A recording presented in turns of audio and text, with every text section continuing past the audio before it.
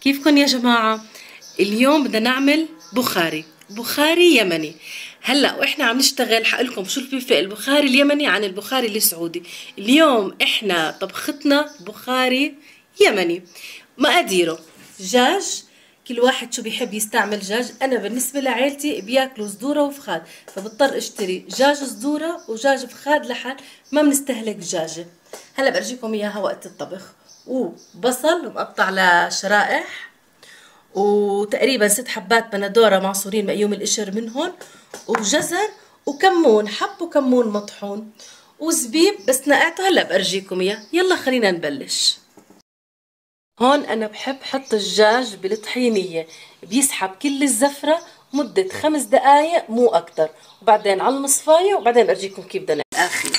هلا برجيكم على السريع. ترى هي الطبخة بسرعة بتصير، مجرد ما تقلى الدجاج طبختنا جاهزة وخالصة. هلا حرجع الدجاج عليه عشان يتقلى سوا ويشرب الدجاج من هالنكهات الطيبة هاي، وبعدين بنسقط يعني مجرد ما بتغلي المي عليه غلوتين 3. لا هن بيحطوا الاصول انه ننشب الدجاج نقيمه من المرقة ونسقط الرز ونحط الدجاج فوقه.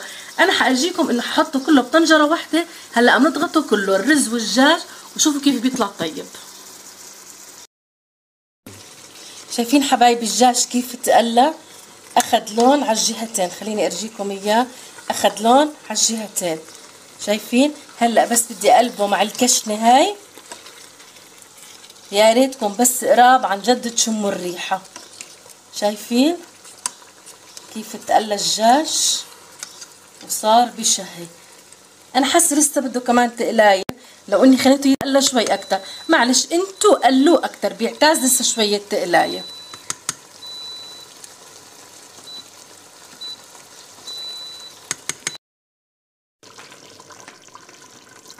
وهلا حنضيف شويه مي لغمر الدجاج بس يقلب قلبتين، وبنضغطهم. هلا هو لازم يستوي الدجاج كامل معه.